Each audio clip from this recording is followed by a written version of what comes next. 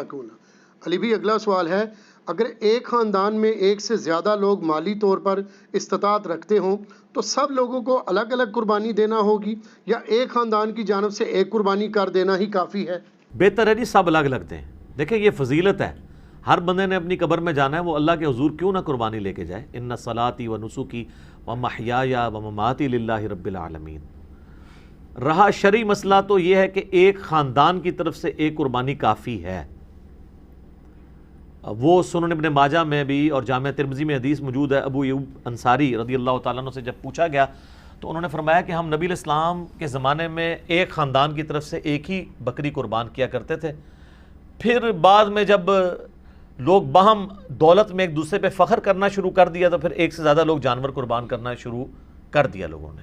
اور ایک اور حدیث ہے سنن ابن ماجہ میں بھی، المستدرک للحاکم میں، ایک اور صحابی کہتے ہیں کہ ہم تو ہمیشہ سے پورے خاندان کی طرف سے ایک ہی جانور قربان کیا کرتے تھے، بکری یا بکرا، اور لیکن اب میرے گھر والے مجھے اکساتے ہیں، تو ہم یعنی ایک دوسرے پہ روب ڈالنے کے لیے کہ ہمسایوں نے تو 3 بکرے دیے ہیں، تم کیوں ایک؟ یہ صحابہ کے زمانے میں بھی ہے سر۔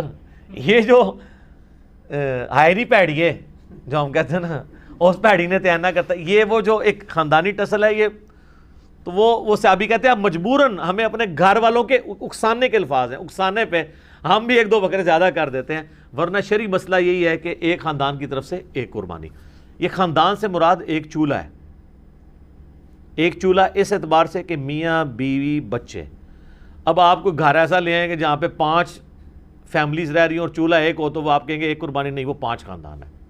چولہا عموماً بولا جاتا ہے اس اعتبار سے کہ ایک کوئی مرد ہے، اس کی بیوی اس کے ساتھ ہے، اس نے ماں باپ بھی اپنے ساتھ رکھے ہوئے ہیں، ایک ہی چولہے سے کھا رہے ہیں، تو وہ اس اعتبار سے ایک خاندان ہے۔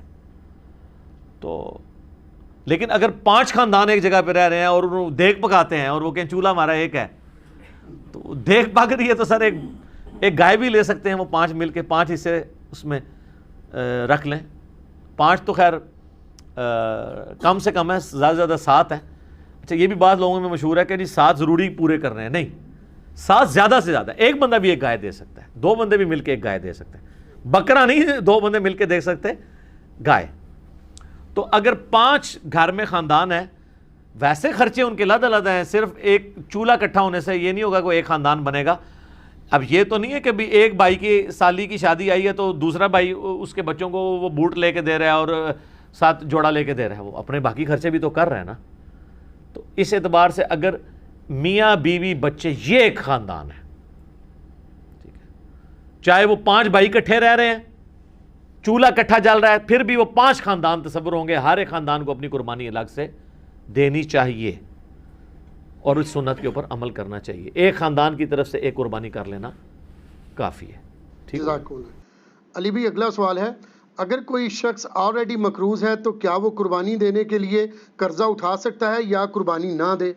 قربانی کیوں نہ دے جی، کروڑ پتی لوگ بھی مقروض ہیں، یہ بڑے بڑے فیکٹریوں کے مالکوں سے آپ پوچھیں، انہوں نے کروڑوں میں قرضے اٹھائے ہوئے ہیں، وہ ایکویٹی تو ان کی 40% ہے، 60% تو ڈیٹ انہوں نے بینکوں سے اٹھایا ہوا ہے، وہ تو سب سے پہلے تو ان کی قربانی ساقط ہو جائے گی، جو امریکن بیل چپ فٹ شدہ جو ہے منگوا کے یہاں پہ قربان کر رہے ہیں، اگر آپ ان کو دیکھیں مقروض وہ بھی ہیں۔ یہ قرضہ جو ہے یہ عارضی قرضہ ہے، یہ اس قرضے کو وہ قرضہ نہیں کہا جاتا کہ جس کی بنیاد پہ قرضہ یہ ہے کہ ایک بندہ قرضے کے تلے اس طرح دب گیا کہ اس کی 2 وقت کی روٹی محال ہو گئی ہے اور وہ روکی سکی کھا کے گزارا کر رہا ہے، اس کو مقروض کہا جاتا ہے۔ کروڑ پتی لوگوں کو مقروض نہیں کہا جاتا۔ وہ تمہارے پرائم منسٹر صاحب بھی کہتے ہیں اتنی تنخواہ لے کے بھی کہ میرا مشکل سے چولہا جلتا ہے، تو قربانی تو پرائم منسٹر میں بھی کوئی نہیں بن رہی ہوگی۔ اس طریقے سے اگر دیکھا جائے بڑے بڑے فیکٹری آنرز جو ہیں تو وہ اس طرح نہیں ہے، قرضہ اٹھا کے آپ کریں۔ یہ کمیٹی آپ نے قرضے ہی تو ڈالی ہوتی ہے، کمیٹی ڈال لیں، سالی کی شادی کے لیے ڈالتے ہیں، بھائی کی شادی کے لیے ڈالتے ہیں کمیٹیاں، اور وہ جوتیاں اور کپڑے ہوں تب بھی نئے لے کے دیتے ہیں بچوں کو، اس کا خرچہ نکالیں تو ایک بیل میں حصہ ڈالنے سے تو کم ہی بنتا ہے، یہ بیل میں حصہ ڈالنا تو اس سے کم ہی بنتا ہے۔ آج کل ایک ایوریج شادی کے اوپر 15-20 ہزار روپے لگ جاتا ہے، تو سر 12-13 ہزار روپے کا آپ بیل میں حصہ نہیں ڈال سکتے، ضروری ہے کہ آپ نے بکرا ہی لینا ہے، بیل میں حصہ ڈال لیں۔ تو یہ جو آپ نے کمیٹی بھی ڈالی ہوتی ہے، اگر ایک سپوز ₹1,00,000 کی آپ کی کمیٹی نکلی ہے، تیسری یا چوتھی، اور 10,000 روپیہ مہینہ ہے، تو چوتھی آپ نے کمیٹی جب لے لی ہے تو آپ نے ابھی تک تو 40,000 اس کو جمع کروائے ہیں نا کمیٹی والے کو, 60,000 تو آپ نے بعد میں کرانے ہیں, لیکن لاکھ روپے آپ نے پہلے ہی اٹھا لیا ہے, تو 60,000 کے تو آپ بھی مقروض ہیں. تو پھر تو دنیا میں کوئی بندہ ہی نہیں بچے گا. لوگ اتنے بولے بن کے نا, وہ کہتے ہیں, کئی لوگ پوچھ رہے تھے جی قرضہ بھی ہے, زکوٰۃ بھی دینی ہے, تے قرضہ بھی جو مائنس کریں گے, اور مائنس بھی کتنے الٹے طریقے سے کرتے ہیں. اس طریقے سے تو الٹا اس کو زکوٰۃ دینی پڑ جائے گی. وہ پتہ کس طرح کر رہے ہوتے ہیں, مثلا ایک بندے کا کاروبار ہے 1 کروڑ روپے کا, 40 لاکھ روپیہ اس کا اپنا تھا سرمایہ, 60 لاکھ اس نے بینک سے اٹھایا قرضہ, کتنا ہو گیا 1 کروڑ. اب وہ جب حساب کرنے لگتا ہے نا سال بعد, وہ کہتا ہے جی میں نے 1 کروڑ روپیہ کاروبار میں لگایا ہوا ہے, تو 1 کروڑ کی زکوٰۃ جو ہے وہ کیسے نکالی. وہ پھر کہتا ہے کہ دیکھیں جی میرا تو اپنا تھا 40, 60 میں نے بینک سے اٹھایا, تو 60 میں سے 40 نکل گئے, تو 20 لاکھ کا تو میں ابھی بھی مقروض ہوں. تو میں تو مقروض ہوں, میں کیوں زکوٰۃ دوں گا. حالانکہ وہ بیوقوف بھول جاتا ہے کہ کاروبار میں اس نے 1 کروڑ لگایا ہوا ہے. یہ 60 لاکھ 1 کروڑ میں سے مائنس ہونے ہیں, 40 لاکھ میں سے نہیں مائنس ہونے. 40 لاکھ تو اس کا اپنا تھا نا, 60,000 اس نے قرضہ اٹھایا, تو ٹوٹل کتنا ہوا 1 کروڑ. اب کاروبار میں 1 کروڑ لگا ہوا ہے, 1 کروڑ میں سے 60 لاکھ مائنس ہونا ہے, اپنے 40 جو بھی وہ 60 کاٹ دیتے. ٹھیک ہے. ویسے ماشاءاللہ آپ ان کو دیکھیں, ان پڑھ چٹے ان پڑھ ہے, کروڑوں کا بزنس کر رہے ہیں, آپ کو جناب زبانی پورے دن کا حساب کتاب بتا دیں گے, اور نام نہیں اپنا لکھ سکتے, کاروبار میں اتنے تیز ہیں.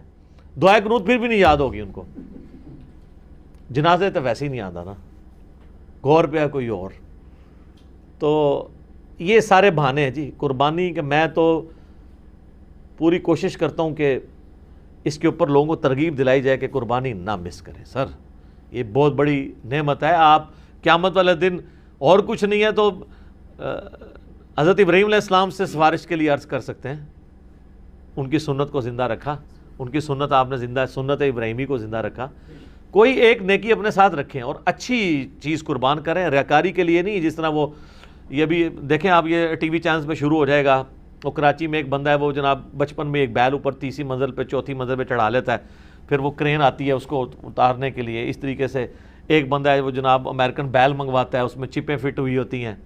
تو اگر یہ وہ اللہ کے لیے اچھا جانور دینا بہت اچھی بات ہے, لیکن اس کی نمائش نہیں ہونی چاہیے. ریاکاری ہوئی تو اعمال برباد ہونے کا خدشہ ہے. مسند احمد میں حدیث ہے, جس نے دکھلاوے کے لیے نماز پڑھی اس نے شرک کیا, حالانکہ پڑھی نماز ہے. دکھلاوے کے لیے روزہ رکھا اس نے شرک کیا, اور دکھلاوے کے لیے اللہ کی راہ میں صدقہ کیا, یہ صدقہ ہی ہے نا اللہ کی راہ میں قربانی کرنا, تو اس نے شرک کیا. اور جو مسلم شریف میں حدیث ہے کہ قیامت والے دن ایک سخی کو, ایک شہید کو, ایک قاری کو بلایا جائے گا, اللہ تعالیٰ تینوں کو اپنی نعمتیں گنوائے گا, تو پوچھے گا تو نے میرے لیے کیا کیا. شہید کہے گا یا اللہ جان دے دی, اور کیا کرتا, اس سے بڑی کیا بات تھی. اللہ کہے گا اس لیے دی کہ لوگ تجھے بہادر کہیں, لہٰذا دنیا میں تیری بڑی تعریف ہوئی ہے, اوندھا منہ کر کے دوزخ میں. سخی کو اللہ تعالیٰ پوچھے گا, کہے گا یا اللہ میں نے تو اتنا کچھ خیرات کیا, میں تو مسجد کی ٹوٹیوں کے اوپر نیم پلیٹ بھی لگوائی کہ فلاں سیٹ صاحب نے یہ وضو خانہ اور ٹائلٹ بنوایا ہے, اور بھی تو یقین نہیں آتا بریک ٹائچ. تو اللہ تعالیٰ گا یہ تو اس لیے کہا کہ لوگ اس تیری تعریف کریں, کر لی گئی, جا دوزخ میں, تم میرے پاس کوئی اجر نہیں. اور اس طریقے سے قرآن کے قاری کو کہا جائے گا تو نے اس لیے کیا کہ لوگ تیری تعریف کریں, تو بہت بڑا لامہ ہے. تو تجھے دنیا میں لوگوں نے ماشاءاللہ اتنی مدہ ذلہ دامت برکاتم عالیہ اور حافظہ اللہ, آیت اللہ, یادگار اسلاف. یادگار اسلاف نہ لکھا کرو, مطلب پتا کیا ہے کہ جڈا وڈا فراڈیا ہے نا, یہ اسلاف بھی ایڈے وڈے فراڈیے سن, یہ انہوں نے یاد ہی تازہ کر رہے ہیں نا. یہ تو اتنا خطرناک جملہ ہے نا, لکھا کرو. میرا دماغ ہوئے پاسے ٹوٹ جاتا ہے کہ یار یادگار اسلاف اگر یہ ہے تو یہ مطلب ہے جو میں سوچتا ہوں کہ پچھلے بھی یہی کچھ کرتے رہے ہیں اور یہ انہی کی یاد تازہ کر رہا ہے, تو یہ مطلب یہ انہی کی جائز روحانی اولاد ہے. یادگار اسلاف نہ لکھا کرو, ٹھیک ہے, اگر اسلاف کو آپ نے بچانا ہے تو. اور یہ باتیں کرنا صرف آسان ہے, دین کے اوپر چلنا بڑا مشکل کام ہے. تو جناب قرضہ اٹھانا پڑتا ہے تو کوئی مسئلہ نہیں, قرضہ کیا آپ کو سب مر چلیں, قرضہ اٹھا, کمیٹی ڈال لیں, پلان کریں قربانی کے لیے. اگر آپ نے ہر مہینے میں بھی 1000 روپے علیحدہ کیا ہو نا, سال بعد 12,000 روپے بن جاتا ہے, آپ ایک حصہ ڈال ہی سکتے ہیں. تو اس کو جس طرح باقی خرچے رکھے ہوئے ہیں نا, بچوں کی فیس, بچوں کی فیسیں آج کل 2,000 سے تو سٹارٹ ہو رہی ہے ایک عام نارمل سکول کے اندر, تو 24,000 روپے تو آپ بچوں کی فیس بھی سال کی دے رہے ہیں. ٹھیک ہے, کرونا کی وجہ سے پھر بھی حیا نہیں آئی ہے اسکول والوں کو کہ پیسے ہی کچھ کم کر دیں, فیسیں آپ سے پوری لے رہے ہیں, تو سال میں 1000 روپے علیحدہ کر کے آپ اللہ کی راہ میں قربانی نہیں کر سکتے. کرنی چاہیے. ایون قرضہ بھی اٹھانا پڑتا ہے, ضرور اٹھائیں, کریں, کیونکہ یہ قرضہ ایسا نہیں ہے کہ جو آپ کی گردن کو دبوچ لے گا, آپ آسانی سے اتار لیں گے. 12-13 ہزار روپیہ کیا چیز ہے. اب اس چکر میں نہ پڑ جائے کہ میں نے جا کے 50,000 روپے دی کوئی بیتل بکری جا کے لینی ہے, تو وہ تو ظاہر ہے اتنا بڑا ہاتھ بھی نہ ڈالیں آپ. ٹھیک ہے, نارمل قربانی کر لیں جو آپ گھر میں. اچھا, بعض لوگ ہیں گھر میں موٹا گوشت کھانے کو عیب اور گالی سمجھتے ہیں, اور جب قربانی کا موقع آتا ہے تو وہ بڑے گوشت میں حصہ ڈال دیتے ہیں پیسے بچانے کے لیے. تو چاہیے یہ کہ پھر جو اگر آپ چھوٹے گوشت کو پریفرلی گھر میں کھاتے ہیں, صرف چھوٹا گوشت جو کھا رہے ہیں, میں ان کی بات کر رہا ہوں, جو مکس کر کے کھا رہے ہیں ان کی نہیں بات کر رہا, تو آپ کو پھر قربانی بھی چھوٹے گوشت کی ہی دینی چاہیے. لن تنالوا البر حتى تنفقوا مما تحبون. تم کبھی بھی نیکی کے اعلیٰ درجے کو نہیں پا سکتے جب تک کہ پسندیدہ چیزیں اللہ کی راہ میں خراب نہ کرو. ویسے موٹے گوشت سے آپ گن کھائیں اور کہیں جی ساڑھے گھر سے پکدا ہی چھوٹا ہے. جدو قربانی دی واری آئے تھے وہ جناب موٹے گوشت کا حصہ 13,000 روپے کا بن رہا ہے اور بکرا جو ہے وہ آ رہا ہے 30,000 روپے کا. ادھر جناب تمہیں یاد آ جائے کہ وہ جی ابراہیم علیہ السلام جڑے نا وہ بھی بنایا بچڑا لائے سن فرشتے واسطے, تے موٹا گوشت تے سنت ابراہیمی ہے. ٹھیک ہے سر, بڑا گوشت سنت ابراہیمی ہے اور چھوٹا گوشت سنت محمدیہ ہے صلی اللہ علیہ وآلہ وسلم. بخاری مسلم میں حدیث شفاعت جو ہے وہ سٹارٹ ہی اس سے ہوتی ہے کہ نبی علیہ السلام کے سامنے دستی کا بکری کا گوشت رکھا تھا, آپ وہ ساتھ ساتھ کھا رہے تھے اور آپ نے شفاعت والی حدیث بیان کی کہ قیامت والے دن سب کے سب لوگ پہلے حضرت آدم کے پاس جائیں گے. وہ حدیث کا آغاز ہی بخاری مسلم کا اس سے ہوتا ہے, اور اس سے یہ بھی ثابت ہوا کہ کھانا کھاتے ہوئے گفتگو کرنا سنت ہے. لیکن یہ اس میں احتیاط بھی ہے. بعض لوگ بہت بڑے بڑے نوالے لیتے ہیں, ساتھ گفتگو کرتے ہیں, بعض کا سانس کی نالی میں چلا جائے نا تو لگ پتہ جانا جائے. یہ جو منع کرتے ہیں نا لوگ کھانا کھاتے ہوئے بولنا نہیں چاہیے, یہ کوئی شرعی مسئلہ نہیں ہے, بلکہ اس لیے کہا جاتا ہے کہ وہ کھانا کھاتے ہوئے بعض اوقات وہ سانس کی نالی میں چلا جاتا ہے. اور آپ کو پتہ ہے یہ جینون بیماری بھی ہے بعض لوگوں کو. میں کئی ایسے لوگوں کو جانتا ہوں جن کو معدے کا ایشو ہے نا, ان کو ڈاکٹرز نے باقاعدہ کہا ہوا ہے کہ آپ نے کھانا کھاتے وقت نا صرف کھانا کھانا ہے, نہ باتیں کرنی ہے, نہ ٹی وی دیکھنا ہے, اور آپ نے اپنے ذہن میں حاضر کرنا ہے کہ آپ کھانا کھا رہے ہیں, کیونکہ دماغ کے سگنل پھر وہ ایسے چلیں گے کہ آپ کا خوراک کی نالی میں نہیں جائے گا. یہ جینون پرابلم ہے. ٹھیک ہے, یہ اذانیں شروع ہو چکی ہیں, بقیہ کے سوالات انشاءاللہ اذانوں کے وقفے کے بعد انشاءاللہ. بسم اللہ والحمد للہ والصلاة والسلام علی رسول اللہ وعلی آلہ واصحابہ اجمعین الی یوم الدین. الحمدللہ آج 19 جولائی 2020 کی علمی و تحقیقی مجلس نمبر 124 کی جو اسٹوڈیو ریکارڈنگ ہے اس کے بقیہ سوالات کی طرف آتے ہیں اذان کے وقفے کے بعد والے سوالات کی طرف.